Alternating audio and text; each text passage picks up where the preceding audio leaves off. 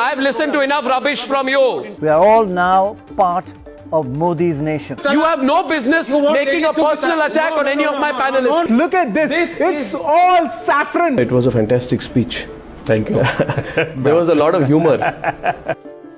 Is India's media facing a credibility crisis? Let's take a look.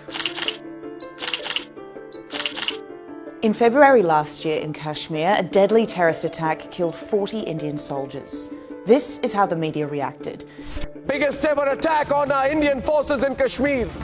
Not condemnation, we want revenge. There has to be a four-front war against Pakistan. Shut them down. No visa, no cricket.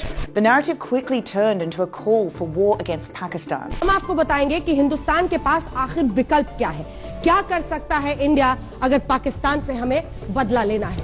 बहुत सारे लोग ये कह रहे हैं कि अब भारत को युद्ध शुरू कर देना चाहिए। युद्ध शुरू हो चुका है। India has struck Pakistan and we have struck them hard. And most importantly, we have struck them straight in the face. It's not just Kashmir. In June, the government froze state advertising to several newspaper groups, something senior executives at the papers claim was in retaliation to reports they published that criticised the government. We are supposed to question the people in power. But what has happened in the past 5.5 years is that the media has become a stooge of the ruling government. They have stopped questioning the ruling government, and to make matters worse, they have been propagating the divisive and even the negative agenda of the ruling party. A string of high-profile resignations at ABP News last year laid bare the extent of the pressure journalists are under.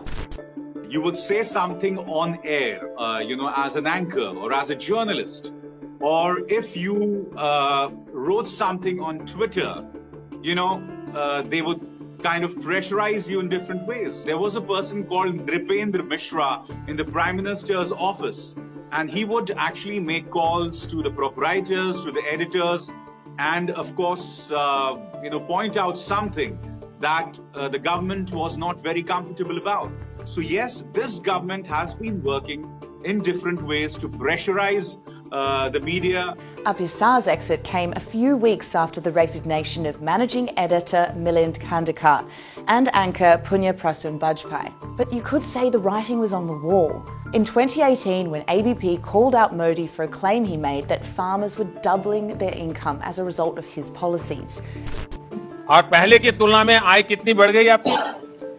अभी 2 गुनी हो गई है sir. अच्छा, और जो महिलाएं आपके साथ काम कर रही हैं, उनकी आय भी बढ़ गई होगी?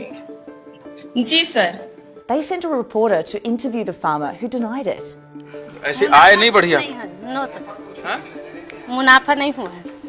After leaving, Bajpai wrote an expose detailing the extent of censorship. From being told not to take Narendra Modi's name on my show or show his image on any program critical of the government, to a sinister blacking out of my show Masterstroke, what happened was nothing short of censorship.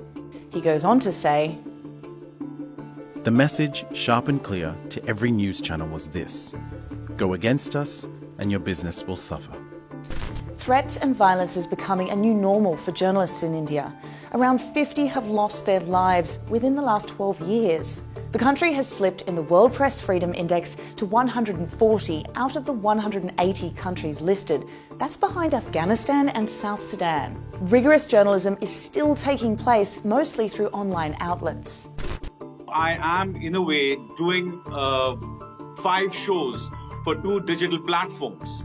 Because digital platforms, the kind that I work for, one is called NewsClick and the second one is called HW News, and even other digital platforms, whether it's The Wire, whether it's The Quint, they are the ones who are doing actual journalism.